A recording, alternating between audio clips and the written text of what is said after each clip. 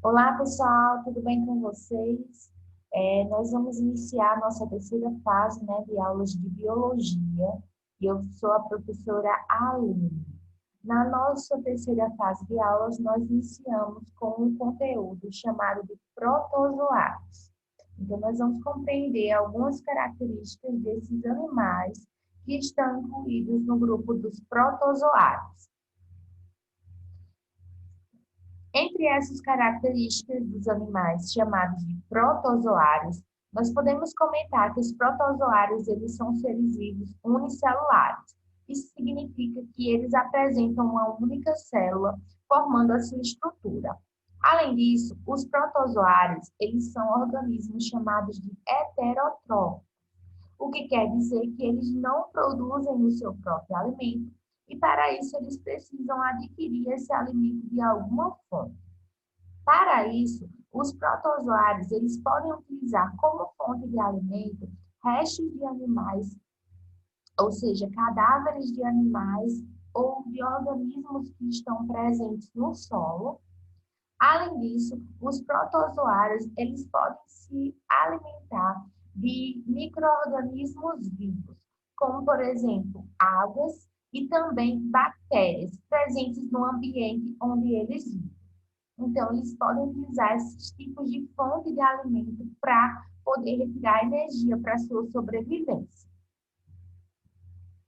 Com relação ao ambiente onde os protozoários costumam viver, nós podemos comentar que os protozoários eles são organismos que vivem tanto em ambiente aquático quanto em ambiente terrestre. No ambiente aquático, ele pode habitar tanto a água doce como a água salgada. No ambiente terrestre, eles costumam viver em locais, em solos lodosos. Além disso, os protozoários, eles costumam também ser parasitas, vivendo dentro de outros organismos. Então, existem, por exemplo, protozoários que vivem dentro do organismo humano, mas mais na frente eu vou falar para vocês. Então, eles podem viver no ambiente aquático, no ambiente terrestre e também ser parasitas vivendo dentro de outros organismos.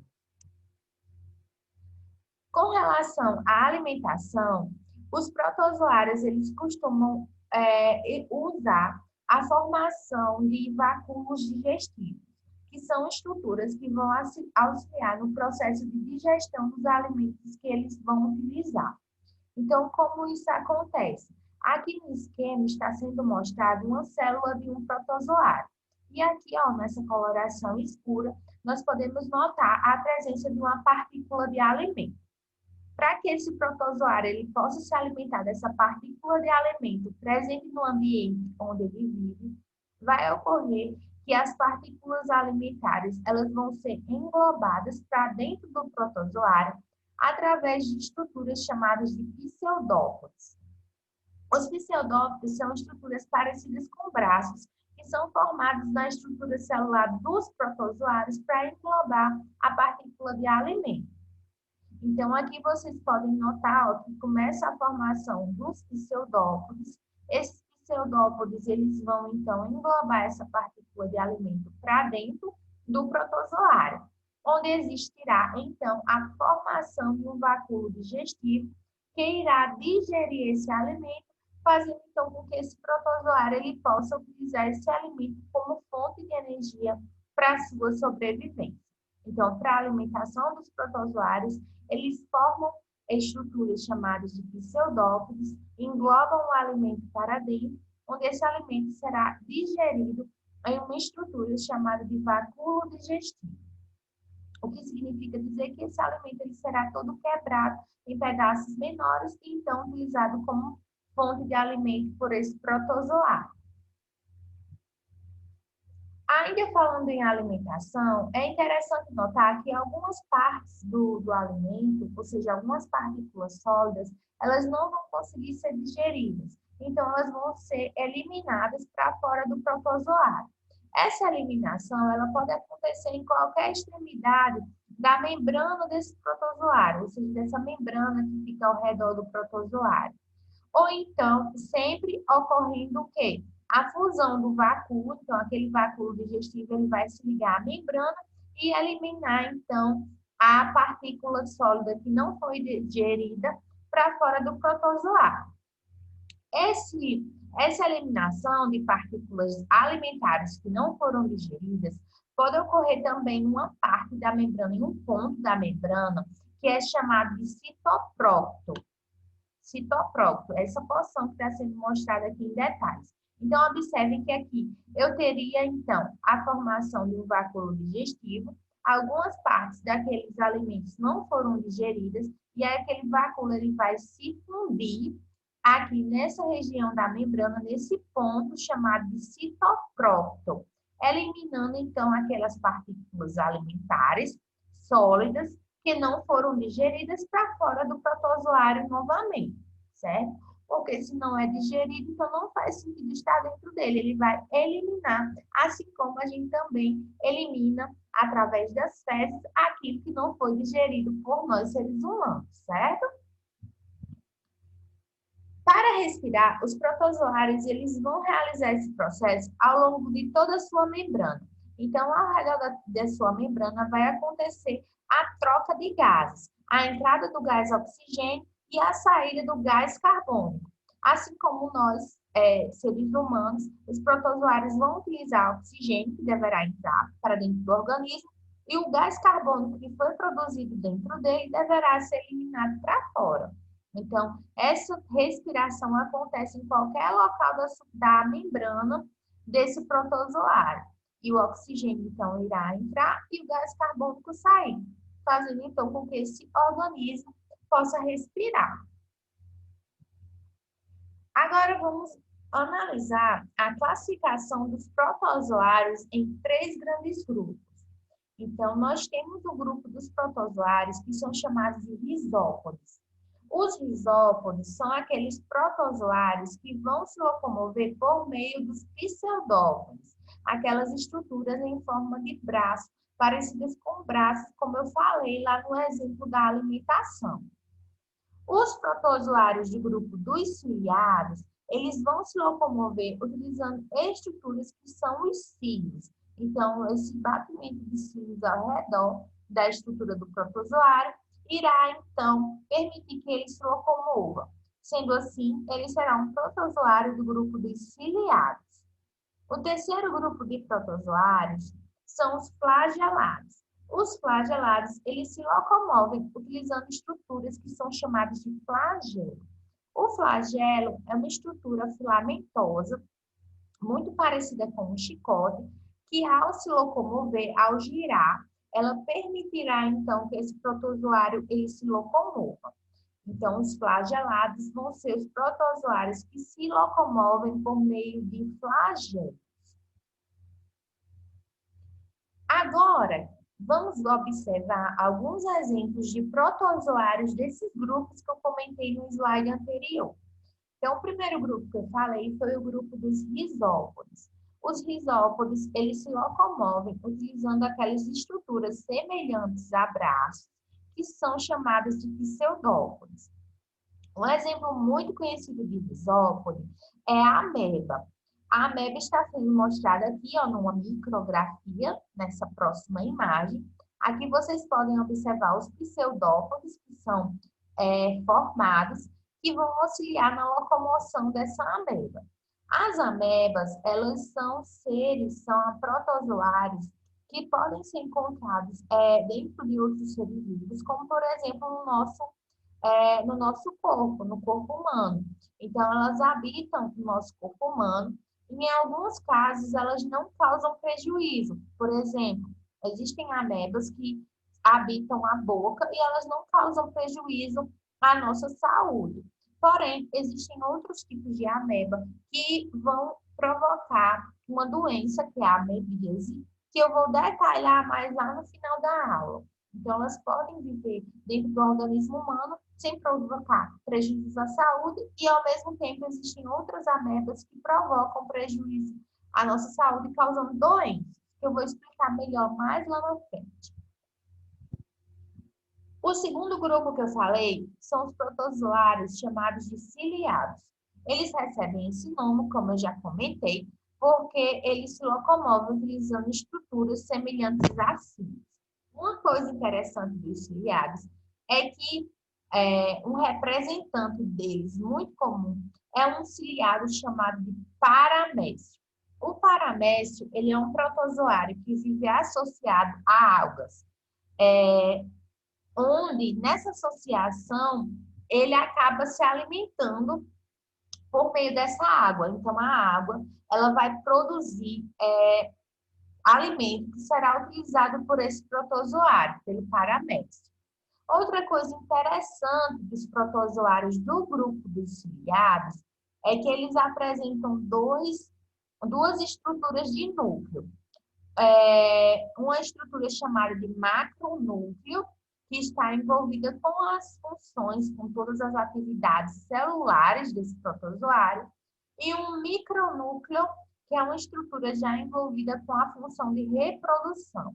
Então, uma coisa interessante dos ciliados é que eles apresentam um macronúcleo, que está envolvido no comando das atividades celulares, e um micronúcleo, que é uma estrutura envolvida na reprodução. Um exemplo de ciliado é o paramécio, que vive associado a algas. O terceiro grupo de protozoários que eu comentei são os flagelados. Eles recebem esse nome porque eles se locomovem utilizando flagelos. Os flagelos são estruturas, como eu falei, semelhantes a chicotes. Eles são estruturas filamentosas, se assemelham a chicotes e estão envolvidas com a locomoção desses protozoários. Um exemplo de protozoário é a giardia. Ela também provoca um tipo de doenças em seres humanos. E aí aqui a gente consegue ver um exemplo da estrutura dessa giardia. Vocês observem que ela apresenta vários flagelos em sua estrutura, que estão as estruturas que vão auxiliar na locomoção desse protozoário. E aqui a gente consegue ver uma micrografia de uma giardia, né, mostrando então detalhes, os flagelos que auxiliam na locomoção.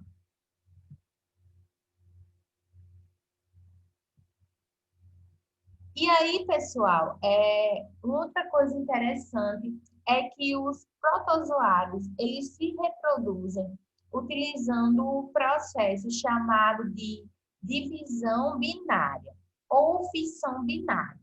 Nesse processo, o que acontece é que a célula do protozoário, ela vai crescer até um determinado tamanho, vai multiplicar suas estruturas e em seguida vai se partir, se dividir ao meio, originando então dois novos indivíduos, dois novos protozoários.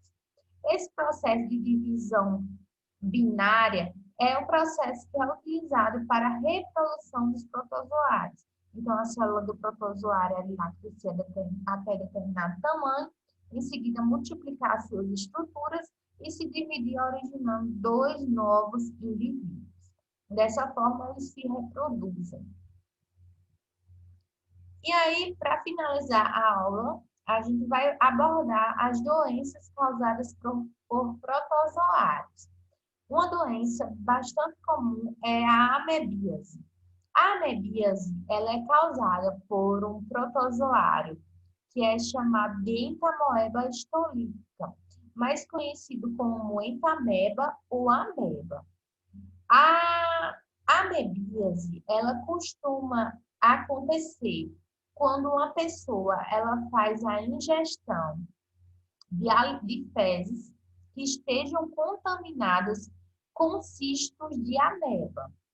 Então, se ela se alimentar de água ou alimentos, se ela consumir água, tomar água ou consumir alimentos que estejam contaminados com fezes contendo os cistos da ameba, ela irá adquirir a amebíase. Então, o que vai acontecer é que esses cistos, eles serão levados até o intestino, onde no intestino eles vão se romper, liberando então as amebas no intestino. Essas amebas, elas irão se alimentar de células da parede intestinal. Além disso, elas vão se alimentar de sangue. Em seguida, o que irá acontecer é que novos cistos serão formados, sendo então eliminados pela fezes dessa pessoa que foi contaminada. Esses cistos, quando eles são eliminados pelas fezes, eles podem acabar, se essas fezes forem eliminadas em um local sem saneamento básico, isso vai acabar causando a contaminação da água ou de verduras em plantações que estejam no local. Então, uma pessoa faz ingestão dessa água e alimentos contaminados, adquire os cistos. Esses cistos vão até o intestino, onde liberam as amebas. As amebas vão perfurar a parede do intestino e formar e se alimentar das células do sangue também, além de formar novos cistos que serão eliminados com as fezes. A amebíase, ela costuma provocar alguns sintomas, em geral não são graves, mas eles consistem em dor, né, em dor e também na popular desinteria. Então, é uma doença que provoca uma desinteria chamada de desinteria amebiana, certo? E é causada por um protozoário chamado de ameba. Outra doença causada por protozoário é a doença de Chagas. A doença de Chagas é causada por um protozoário chamado de Trypanosoma cruzi, mais conhecido popularmente como trypanosoma.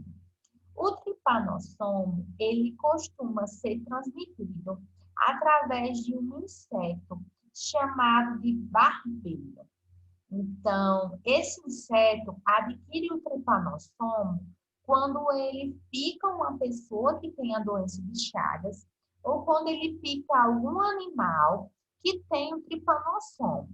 Então, uma vez infectado, esse inseto, que é o barbeiro, ele irá se alimentar, né, de sangue de outra pessoa que está saudável e, em geral, ele costuma picar a região do rosto. Por isso que ele recebe esse nome de barbeiro. Quando ele pica a região do rosto dessa pessoa, ele também acaba defecando e eliminando nas suas fezes o trypanosoma. O trypanosoma, ele acaba entrando dentro do organismo da pessoa pelo local da picada, porque, em geral, a pessoa costuma coçar a região depois que é picada. Isso vai fazer com que as fezes entrem para dentro do organismo dessa pessoa contendo o trypanosoma. Uma vez dentro do organismo dessa pessoa, esse trypanosoma irá circular pelo sangue e irá se instalar, ele irá circular pelo sangue e irá se instalar no músculo cardíaco, que é o músculo do coração. Lá ele irá se multiplicar e provocar sintomas. Esses sintomas, eles costumam serem percebidos de forma grave somente após 10 ou 20 anos depois da picada. Então, 10 a 20 anos depois que você sofreu a picada, que os sintomas severos da doença vão aparecer, provocando, então, dificuldade no funcionamento do coração, o que causa insuficiência cardíaca crônica. Então, a doença de Chagas é adquirida por um protozoário chamado de trypanosoma, que é transmitido por um inseto chamado de barbeiro. O barbeiro contém o trypanosoma, irá picar uma pessoa. Ao picar, ele, em geral, elimina as fezes contendo trypanosoma, a pessoa coça o local, fazendo então com que essas fezes penetrem no organismo, levando consigo o trypanosoma. O trypanosoma, uma vez no sangue, irá parar lá no músculo cardíaco do coração, onde ele provocará problemas como insuficiência cardíaca crônica, certo? Então, é dessa forma que se adquire a doença de Chagas. Com isso, nós finalizamos a aula de hoje. E aí vocês podem observar mais orientações sobre o conteúdo no plano de estudo que foi enviado. Além disso, lá estará disponível os horários em que eu estou disponível para retirada de dúvida, assim como que o recebimento da atividade, que dessa vez é online. Então, vocês façam a leitura do conteúdo, retirem as dúvidas comigo e me enviem a atividade de forma online através do link que eu mandei para vocês, certo? Não deixem de fazer a atividade, pois ela é muito importante para a aprendizagem e também para a composição da nota de vocês durante as aulas remotas. Um abração e até a próxima aula.